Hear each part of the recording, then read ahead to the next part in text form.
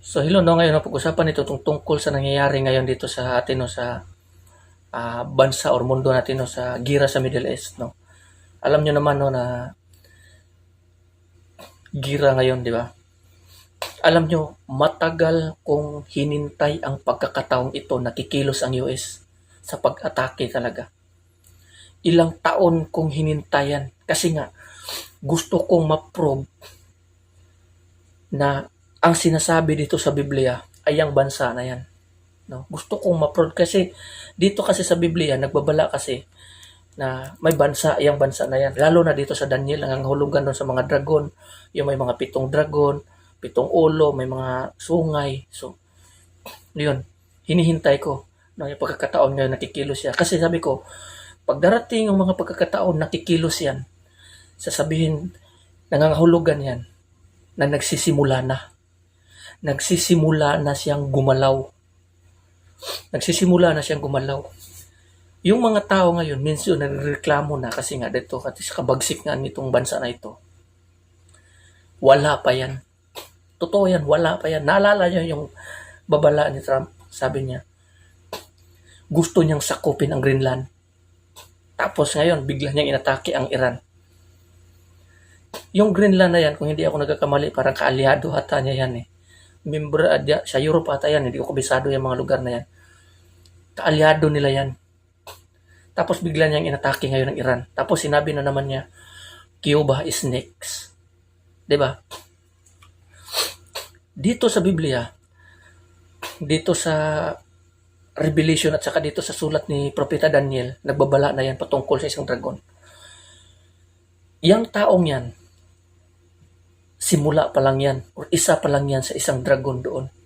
May uupo pa dyan na dragon na mabangis pa talaga. Na kahit mga kaalyado niyang bansa, sasakupin at yuyurakan niya. Yan ang mangyayari, yan ang sinasabi dito sa Biblia. Ang sabi dito sa sulat ni Propeta Daniel, sasakupin niya ang buong mundo. Yuyurakan niya ito, yuyurakan at sasakupin niya ang buong mundo. Kasi nga, yung paa niya, parang ano yata yun eh, may bronze eh. Bronze ata yung paa niya. Andun yung nakasulat sa Propeta Daniel, no? Hindi ko kasi masyado may memorize yan eh. May darating pa ng mga leader na mas bangis pa niyan. At dahil dito, mas malala at lalala pa talaga ang sitwasyon sa mundong ito. Kaya nga mangyayari yung mga gutom na yan, famines, mangyayari yan. Kaya kayo mga Kristiyano, maganda kayo sa inyong sarili. Kasi maniwala kayo sa akin, may isang leader na uupo dyan na mas bangis pa talaga kaysa sa mga nauna. Kikilalanin niya ang kanyang sarili bilang Diyos. Yun sa mga simbahan, tatanggalin niya doon at ipapalit niya ang kanyang sarili. Nakasulat yan dito sa sulat ni Apostol Pablo, sa sulat sa Thessalonica, patungkol sa yung masamang tao, o yung demonic, yung yawanon kung sa ano pa. Gusto na itong gumalaw ngunit may pumipigil pa. Darating yung panahon na mauupo na ito, may mas bangis pa, persecution against Christian na yan. Titiisin yan, patayan yan sa mga Christian, papatayan niya kasi kikilalanin niya ang kanyang sarili bilang isang Diyos. Kikilalanin niya ang kanyang sarili bilang Diyos. At ang hindi sumasamba sa kanya, papatayin. Doon mangyayari ang mga microchips, mga marking of the beast, patayan yan. Maraming mga tao na ayaw magpalagay ng mga microchip, papatayin. Kung alam nyo yung nangyayari doon sa sulat sa Makabyo, yung Makabyo, wala yan eh. Nandito yan sa Catholic version na Bible. No? May additional doon sa First Maccabees yan eh. Maccabees, First Maccabees and Second Maccabees. Mayroong verses doon no, na may anak siya. 7 anak ata yun, pinapatay. No, pinipilit nila pakainin ng baboy. Ngunit ayaw kumain nila ng baboy, kaya pinapatay. Ganun ang mangyayari. Nagiging example yun pagdating ng panahon. No? So, kailangan kayong mga Christian is magbantay kayo, magbantay kayo ng maigi. Kasi dito mangyayari ang pinakamas malala pang panahon. No? Alam nyo, 3.5 years itong titiisin ng mga Kristiyano, ng mga tao, ng mga Kristiyano. Ang persecution, 3.5 years. Mababasa natin yan dito sa sulat ni Daniel. Days yun, days, 1,300 plus ata yun. Tapos i-divide mo yun sa 360 or 365 days a year. So, ang total nun nasa, basahin nyo lang sa Biblia, nasa 3.5 days, 3.5 years yan, 3.5 years. At dito yan naman sa Revelation, mababasa din natin yan, months doon, months. So, total, i-divide mo pa rin yun ng 12, kasi 12 months naman ang a year. So, ang total din yun, 3.5 years din. Kung naalala nyo yung sa panahon ni Elias, nung nagdasal siya no, na hindi umulan sa loob ng 3.5 years, ang 3 taon at kalahati. Hulaw yun sa Biblia, sa version. Kasi ang Bible ko kasi is Cebuano version, no? So hindi wala kasi akong kumukuha lang ako ng Tagalog version sa cellphone. So hulaw 3.5 hulaw. Hindi ko alam kung ano sa Tagalog yan. Yun yung nangyayari doon na hulaw. Yun yung mga panahon sa persecution against Christian pagdating ng panahon. Itong mga ito yung pagkakaintindi ko sa Biblia. Hindi ko sinasabi na tama ako or mali ako. Basta ito yung nakikita ko at ito yung pagkakaintindi ko sa nakasulat sa Biblia. No? So ito yun. So kailangan tayong maghanda kasi nga nandito na tayo sa huling araw na ang Biblia, ang kasulatan, ang mga salita ng Panginoon unti-unti nang natutupad.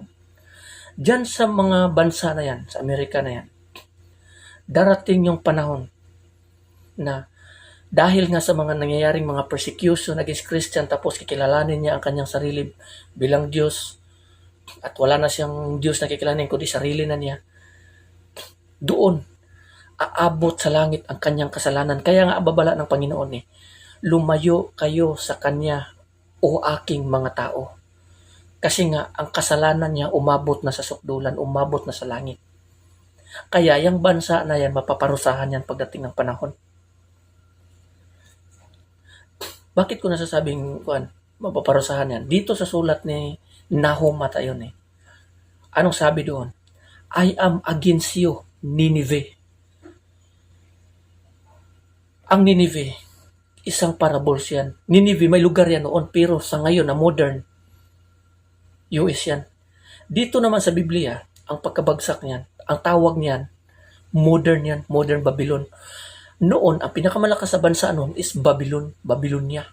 Ang kaso, wala nang Babylonia ngayon. Napalitan na ng pangalan ng Iraq. Ngunit, ang pangalan ng Babylon ay nag-continue pa rin until sa katapusan ng mundo.